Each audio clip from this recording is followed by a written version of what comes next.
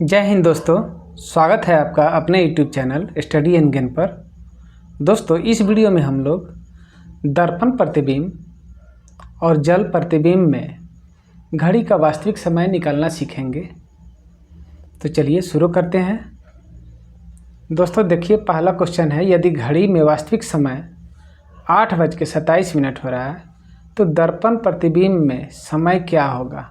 दर्पण प्रतिबिंब में समय क्या होगा। तो दोस्तों इसका एक ट्रिक होता है, इसका एक सूत्र होता है जो अगर आप जान गए तो बहुत ही आसानी से इसको निकाल सकते हैं। और इस सब्जेक्ट से हर एक परीक्षा में एक प्रश्न अवश्य रहता है।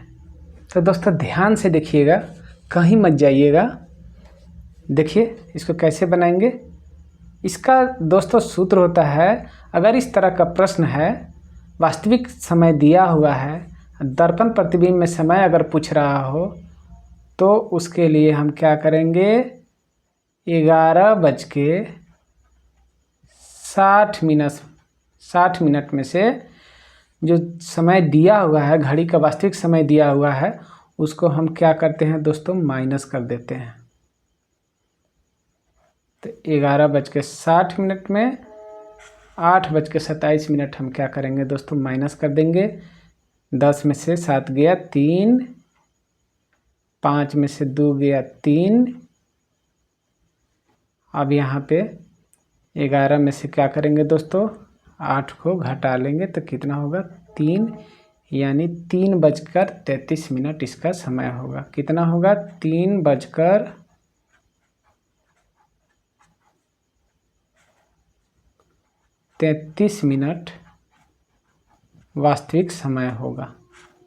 देखिए दोस्तों कौन से ऑप्शन में है, ऑप्शन ए में 3:33 है, यही आंसर हो जाएगा। चलिए अब दूसरा क्वेश्चन देखते हैं।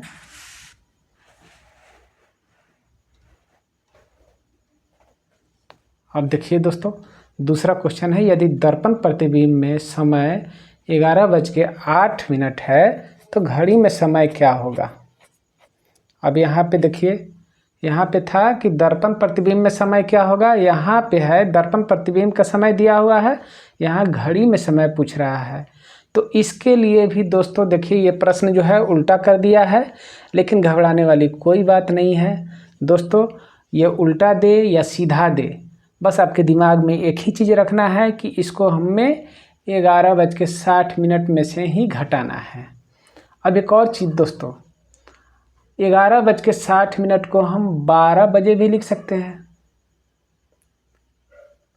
उसके बाद में इसको हम 23:60 भी लिख सकते हैं। आगे के क्वेश्चन में 23:60 का भी उपयोग होगा, लेकिन फिलहाल देखिए, अब इसमें से भी हमें क्या करना है दोस्तों, ये जो प्रश्न दिया हुआ है, ये दर्पण प्रतिबिंब का समय दिया हुआ है और घड़ी का समय पूछ रहा है, तो इसके लिए भी हम क्या करेंगे दोस्तों, 11:60 में से ही इसको घटा देंगे। 11 ये जो 8 है, इसको हम घटा देंगे, माइनस कर दीजिए। 10 में से 8 गया 2, यहाँ बच जाएगा कितना दोस्तों, 5। ये हो जाएगा 0, ये हो जाएगा 0। अब देखिए यहाँ पे कितना है, 0 0 और 52 आ गया।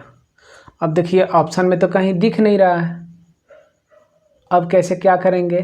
तो दोस्तों देखिए, ये 0 0 दिया हुआ है, इसका अर्थ होता है 12।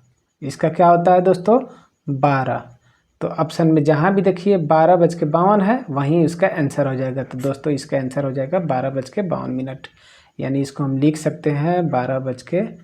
जब 0 0 रहे तो उसका अर्थ होता है 12, यानी 12:52, यही आंसर हो जाएगा दोस्तों। चलिए अब तीसरा क्वेश्चन देखते हैं।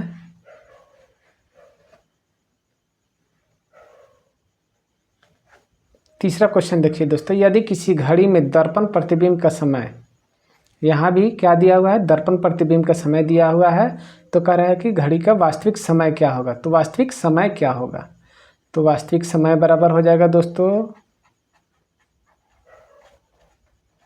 वास्तविक समय बराबर हो जाएगा। अब इसमें भी दोस्तों हमें क्या करना है, 11:60 में से ही ये जो समय दिया हुआ है दर्पण प्रतिबिंब का वो घटा देना है। 11:60 में से हम क्या करेंगे दोस्तों, 10:40 माइनस कर देंगे, 0 हो जाएगा। 6 में से 4 गया 2, यहाँ 1 आ जाएगा, यानी 1:20 होगा, 20 मिनट। यही दोस्तों हो जाएगा आंसर। अब देखिए यहाँ पे डी ऑप्शन में 1:20 दिया हुआ है, यही आंसर हो जाएगा। अब चौथा क्वेश्चन देखिए दोस्तों,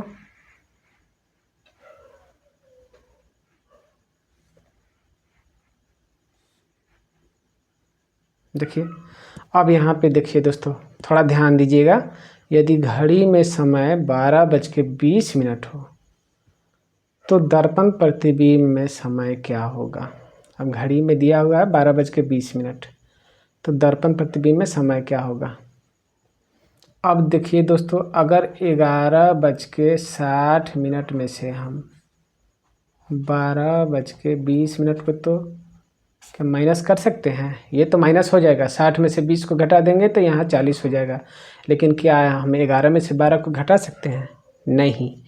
तो अब यूज होगा किसका दोस्तों, 23:60 का।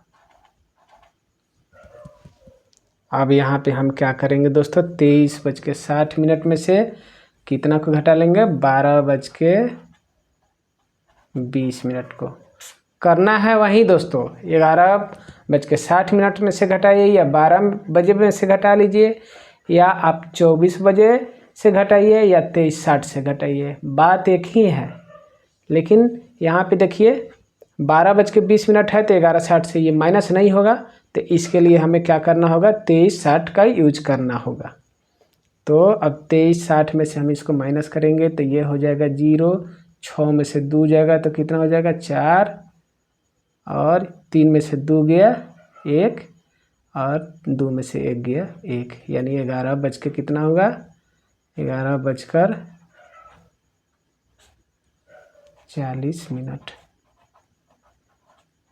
तो दोस्तों देखिए कौन से ऑप्शन में 11:40 है, बी ऑप्शन में है, तो यही आंसर हो जाएगा।